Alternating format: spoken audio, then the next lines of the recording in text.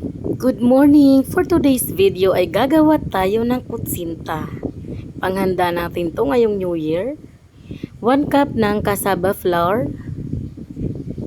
Lagyan natin ng 1 cup din ng all-purpose flour. At saka yung white sugar na 1½ cup. 1½ cup po yan na white sugar. So, kaya 1½ cup kasi natatabangan ako kapag 1 cup lang din ang inilalagay. Kaya always 1½ ako. Pero kung kayo po ay hindi ganon ka pwede na kumain ng mga matatamis, pwede na yung 1 cup. So, depende naman. Kaya mas maganda yung tayo mismo nagluluto para nagagawa natin yung gusto natin. So, ilagay natin yung 3 cups ng water. Ito pong kutsinta, napakadali lang din po at napakasimple ng mga ingredients na halos available sa mga kusina nyo. Yan, haluin natin at maglagay na tayo dyan ng food coloring. Ito po ay kulay orange na powder na food coloring. At maglalagay po tayo ng 1/2 tablespoon ng lihiya water. Ayan. 1/2 lang para hindi ganun katigas. Kahit bukas kainin ay malambot pa. Haluin lang natin mabuti. Habang ginagawa po natin tong pagmimix natin ay mas maigi po na nagpapakulo na tayo ng tubig sa steamer kasi ito pong kutsinta ay hindi siya pwedeng ilalagay mo na sa molder tapos hindi pa pala nakainit ng tubig. So hindi po yun pwede sa kutsinta. Masisira yung itsura ng kutsinta mo, magkakaroon ng butas sa ibabaw. Diba may mga ganun kayo nakikita ang kutsinta, yun po yung cause nun. So ang sikreto, bago mo ilagay sa mga molder ay galaw-galawin mo, tapos saka mo palang ilagay. Tapos always po mag-grease po kayo sa molder na paglalagyan nyo, paglulutuan nyo. Kasi kapag hindi mo grease, medyo may kahirapan po natanggalin sa mga molder. So ito pong kutsinta, mixture, sinasala ko po yan. Bago ko niluluto, i-make sure ko na nasala siya. Ayan, salain natin.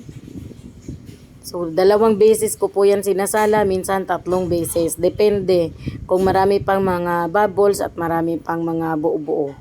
Inuulit ko siya ulit. So, pagkatapos naman ay ilagay ko lang dito sa malaking measuring cup. Parang pitchil na to na maliit.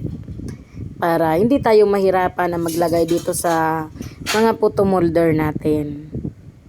Yan, 3/4 lang po yung ilalagay sa mga puto molder para kapag hindi siya umapaw.